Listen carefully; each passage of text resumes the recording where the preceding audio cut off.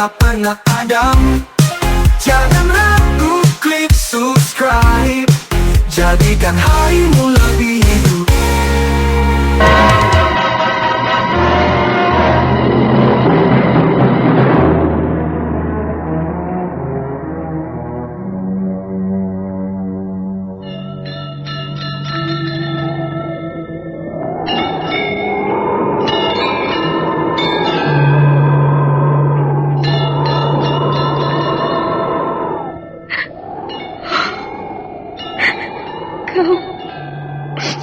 Kau tersesat, Ayu. Kau tidak mungkin meraih bintang. Kau tidak akan bisa memeluk bulan.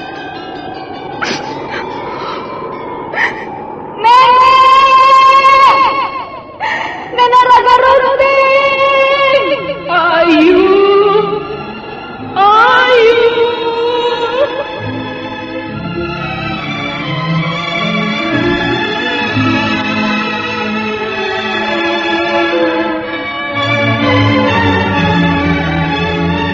Sanggar Cerita dan Sanggar Prativi mempersembahkan Mahkota Mayangkara.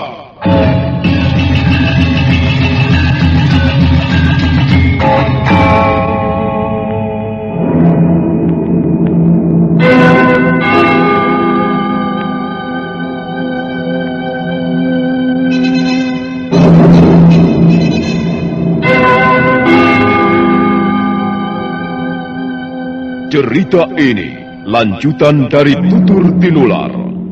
Kisah berlangsung pada zaman pemerintahan Prabu Jayanegara atau Kala Gemet, Raja Majapahit yang kedua.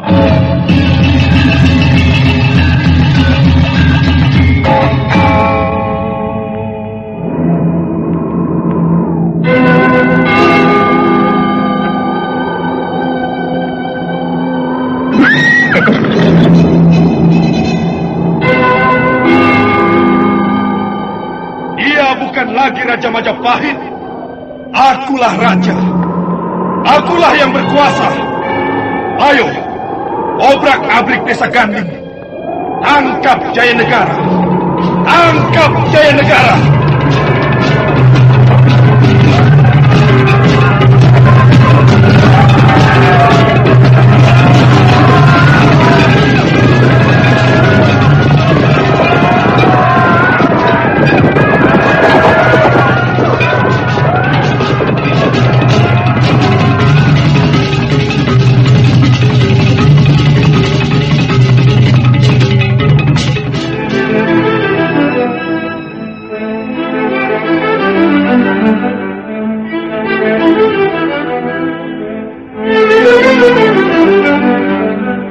Naskah ditulis dan diolah oleh S. Tijab.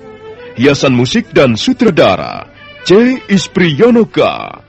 Kali ini mengetengahkan episode ke-10 dengan judul Pendekar Bunga Putih.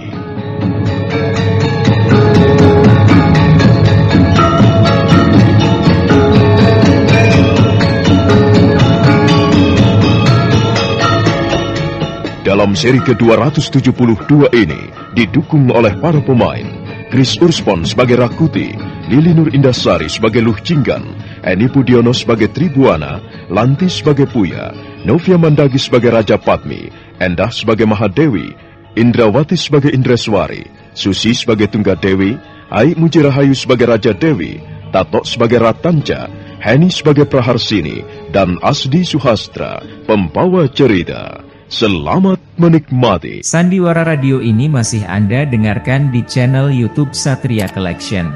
Jangan lupa tekan tombol like dan subscribe.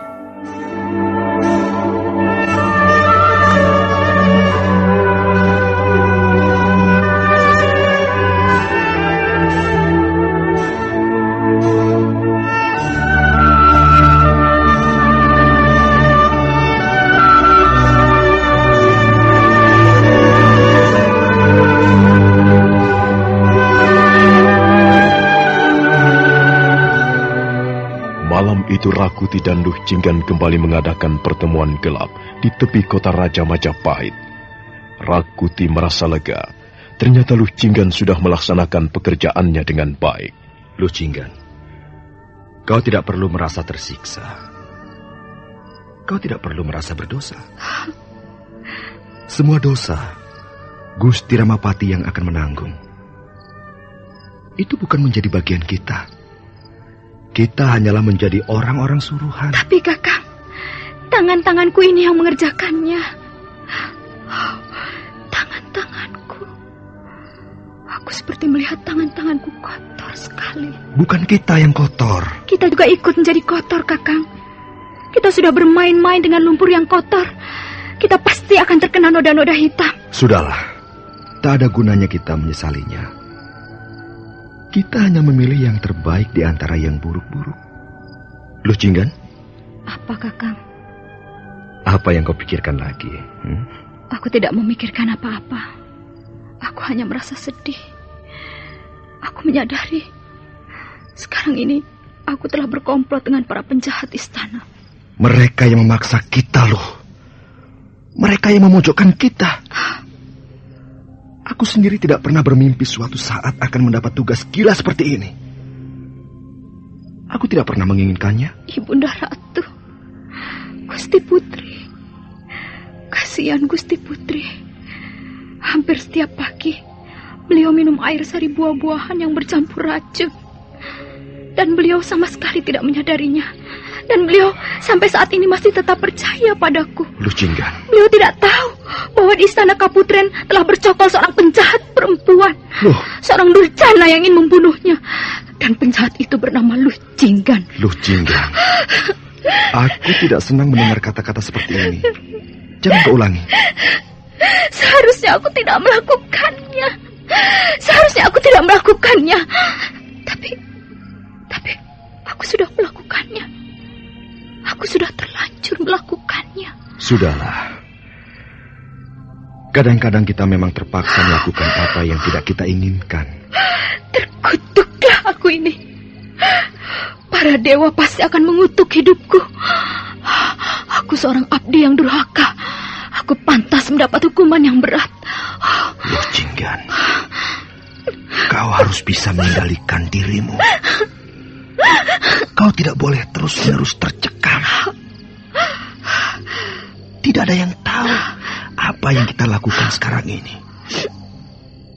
Tak ada yang bisa menghukum kita. Iya, memang tidak ada yang bisa menghukum kita kecuali diri kita sendiri. Sudahlah. Ayo kita kembali. Ayo Luh. Kita tidak bisa lama-lama di tempat ini, bukan? Kakak Rakuti, aku takut kembali ke istana Kaputren. Luh Jinggan, ketakutanmu itu bisa membahayakan keselamatan kita. Tapi aku takut sekali. Apalagi jika aku harus berhadapan dengan Gusti Putri. Aku tidak berani memandang wajah beliau. Seolah-olah beliau menuding kepadaku sambil berkata dengan hati nuraninya yang tajam.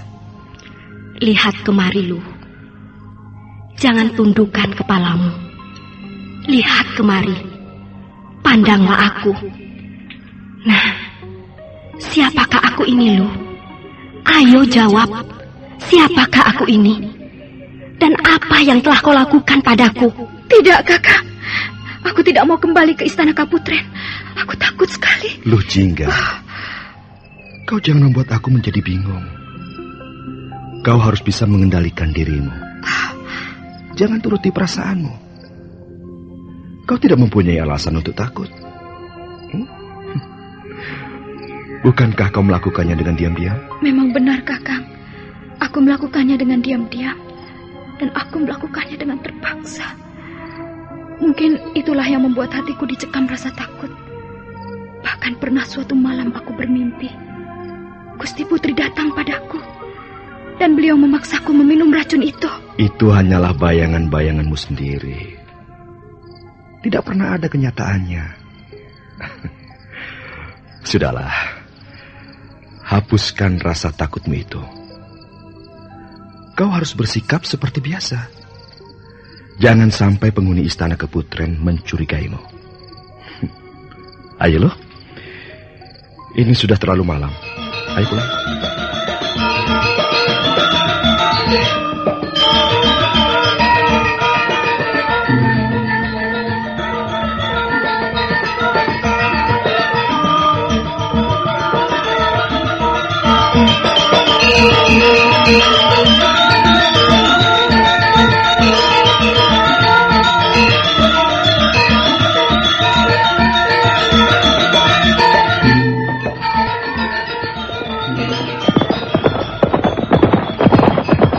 Rakuti menunggangi kudanya melintasi ladang-ladang yang luas, sementara Luh Jinggan mendekap pinggangnya. Mereka segera tiba di jalan raya kota Raja Majapahit. Rakuti terus menggebrak kudanya menuju pintu gerbang.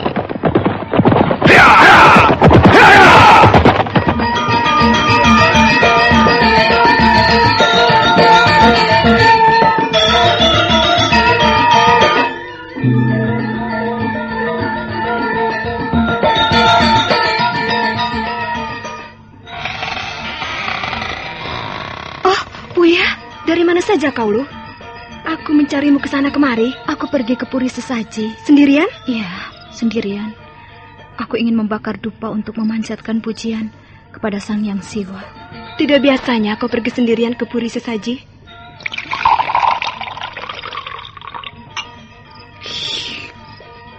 Ada apa, Buya? Kau juga tidak biasanya malam-malam pergi ke ruangan bilikku. Gusti Putri sakit, Luh. Ada apa, Luh? Ada apa? Tidak apa-apa. Aku hanya tanganmu gemetar. Wajahmu pucat. Benarkah Gusti Putri sakit, Buya? Iya.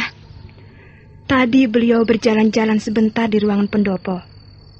Menurut seorang dayang-dayang, beliau tiba-tiba jatuh. Kami semua menjadi kebingungan. Akhirnya kami beramai-ramai mengangkat tubuh Gusti Putri ke ruangan dalam. Oh, racun itu sudah mulai bekerja rupanya. Apa yang telah kulakukan ini? Gusti Putri, maafkan hamba, Gusti Putri. Maafkanlah Luh Jinggan, dayang-dayang bodoh ini. Luh Jinggan, apa yang kau pikirkan? Tidak, Buya, tidak. Aku ingin menengok Gusti Putri. Jangan, Luh. Tidak seorang pun dayang-dayang diperbolehkan masuk. Sekarang Gusti Putri sudah siuman kembali. Beliau terbaring di ruangan dalam. Di sana ada Gusti Putri Raja Padmi, Gusti Mahadewi, Gusti Indreswari, dan Gusti Pratnya Paramita. Sandiwara Radio ini masih Anda dengarkan di channel YouTube Satria Collection. Jangan lupa tekan tombol like dan subscribe.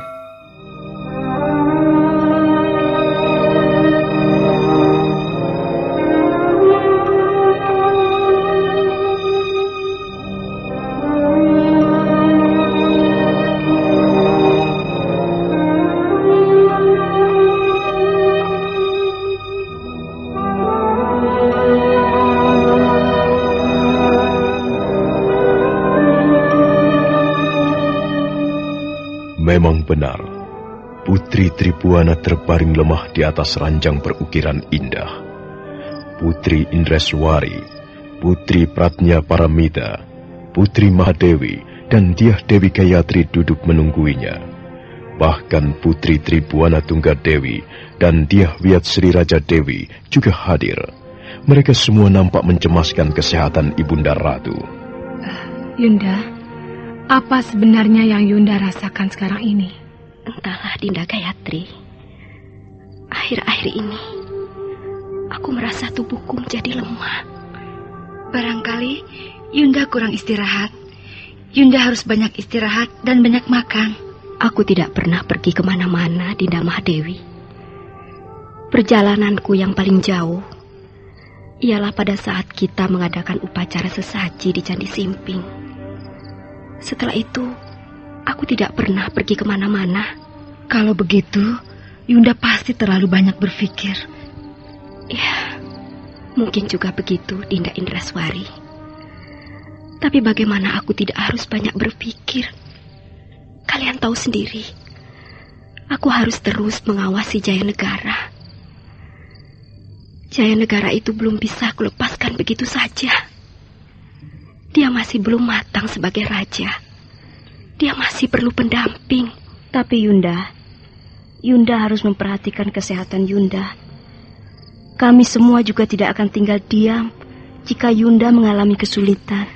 Terima kasih Dinda Pratnya Pramita. Aku percaya pada kalian semua. Dan kalian tidak usah cemas. Kukira aku akan segera sembuh. Memang barangkali aku harus istirahat barang beberapa hari. Tunggadewi. Iya, Ibunda Ratu. Dan kau Raja Dewi. Iya, Ibunda Ratu. Apakah Jaya Negara masih sering mengunjungi kalian? Akhir-akhir ini tidak lagi, Ibunda Ratu. Iya, Ibunda Ratu. Sekarang Kanda Prabu Jaya Negara lebih sering pergi ke istana Kapopongan. Ya, itulah. Jaya Negara itu bagaimana? Dia itu seorang raja. Seharusnya dia tidak boleh bersikap seperti itu. Dia harus lebih sering tinggal di istana. Dia harus mengurusi rakyatnya. Dan bukan bersenang-senang sendiri. Itulah satu-satunya sebab yang seringkali membuat pikiranku menjadi berat. Jaya Negara, kalau dia tidak mau mengubah sikapnya, bagaimana dia bisa memikul tanggung jawab yang besar? Bagaimana dia bisa memimpin rakyatnya? Bagaimana dia bisa melanjutkan cita-cita ramadanya yang ingin membuat negeri ini aman, tentram dan damai, makmur dan sejahtera?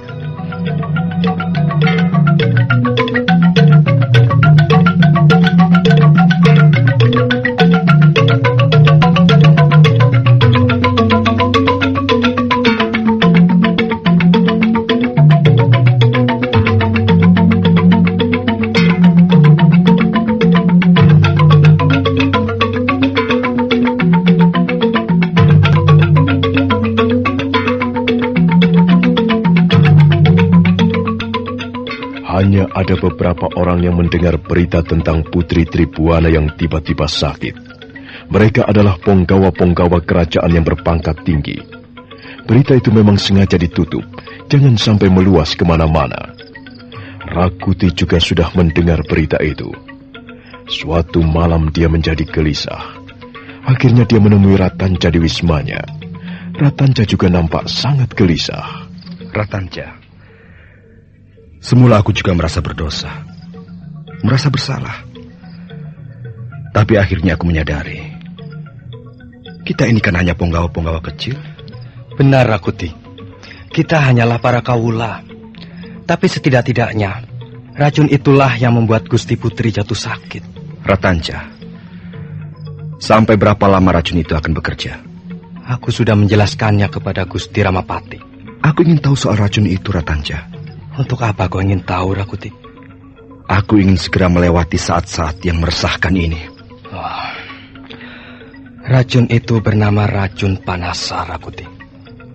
Bahan dasarnya terbuat dari getah pohon panasa. Jika racun itu dibubuhkan setiap hari, terus-menerus, maka orang yang meminumnya akan meninggal setelah 40 hari. Racun itu bekerja sangat lamban. Dia akan membunuh seseorang secara perlahan-lahan. 40 hari. Kalau begitu kita masih harus menunggu 20 hari lamanya. Iya, kita memang masih harus gelisah 20 hari lamanya. Aku sebenarnya ingin menolak tugas itu, Rakuti. Sama. Aku sebenarnya juga tidak sampai hati mengerjakannya. Tapi bagaimana kita bisa menolak, Ratanja? Kecuali kita tidak ingin lagi bekerja di Istana Majapahit dan kemudian menjadi buron Gusti Ramapati.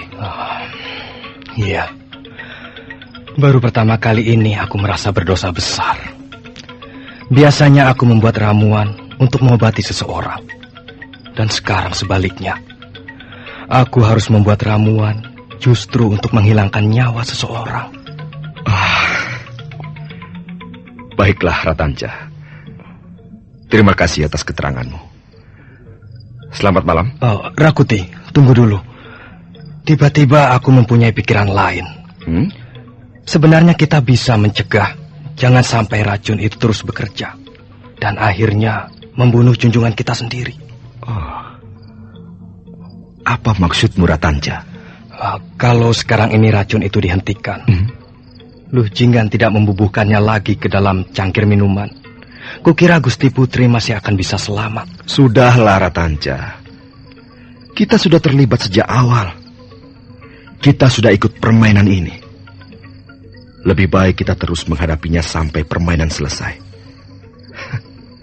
Sudahlah, jangan berpikir macam-macam. Nanti kau susah sendiri. Oh, Gusti Ramapati. Mengapa aku bisa bekerja pada orang seperti Gusti Ramapati? Beliau memang sangat baik kepadaku. Tapi watak dan sikapnya aneh. Tingkah lakunya juga aneh. Kadangkala aku merasa seperti mengabdi pada seekor binatang yang buas dan kejam. Kakang Ratanja? Oh, kau Praharsini. Ada apa, istriku? Lihatlah, Kakang. Kalung perhiasan ini sangat indah, bukan? Bagaimana menurut pendapatmu? Apa aku pantas mengenakannya? Praharsini. Aku tidak tahu soal kalung perhiasan. Janganlah kau bertanya padaku. Kakang, akhir-akhir ini sikapmu padaku terasa dingin. Ada apa, Kakang? Kau bukannya membantu memecahkan masalahku, tapi malah mengganggu. Kau punya masalah apa? Sudahlah, aku ingin sendirian. Aku ingin duduk sendirian di sini. Kakang, jangan kau kira aku tidak tahu. Aku tahu apa yang sedang berkecamuk dalam pikiranmu. Kau pasti sedang menyesalkan ramuan racun itu, bukan? Aku mendengar apa yang sedang kau bicarakan dengan Tuan Rakuti. Kalau kau tahu, kalau kau bisa memahami persoalanku, ayolah Praharsini, bantulah aku. Sudah selayaknya seorang istri membantu suaminya memikul beban. Sebenarnya, kau tidak mempunyai beban apa-apa, Kakang. Beban itu hanyalah pikiran-pikiranmu sendiri saja. Praharsini, sekarang ini Gusti Putri sedang sakit. Kau tahu apa sebabnya, bukan?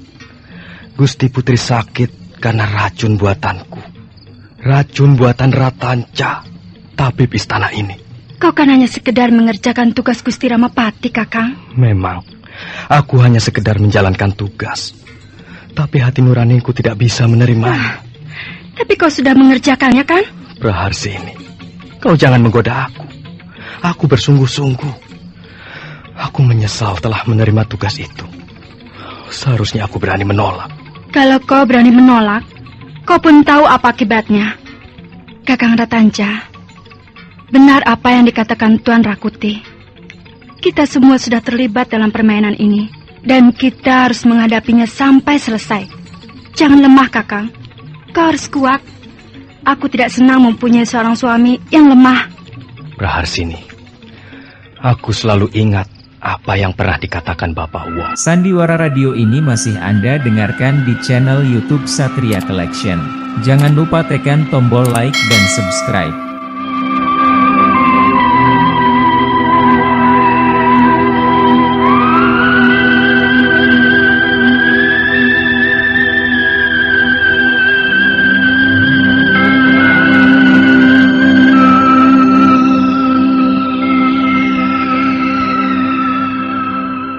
Pikiran Ratanja menerawang jauh. Tiba-tiba dia teringat pesan-pesan almarhum Bapak Wong. Praharsini, istrinya, berusaha memberikan pendapatnya. Nah, saudara pendengar, bagaimanakah kisah selanjutnya? Silakan menunggu seri berikutnya. Sampai jumpa.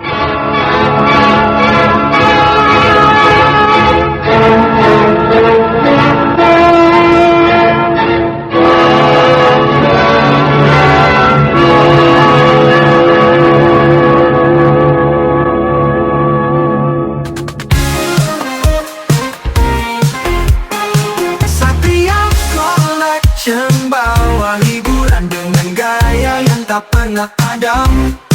Jangan ragu, klik subscribe. jadikan harimu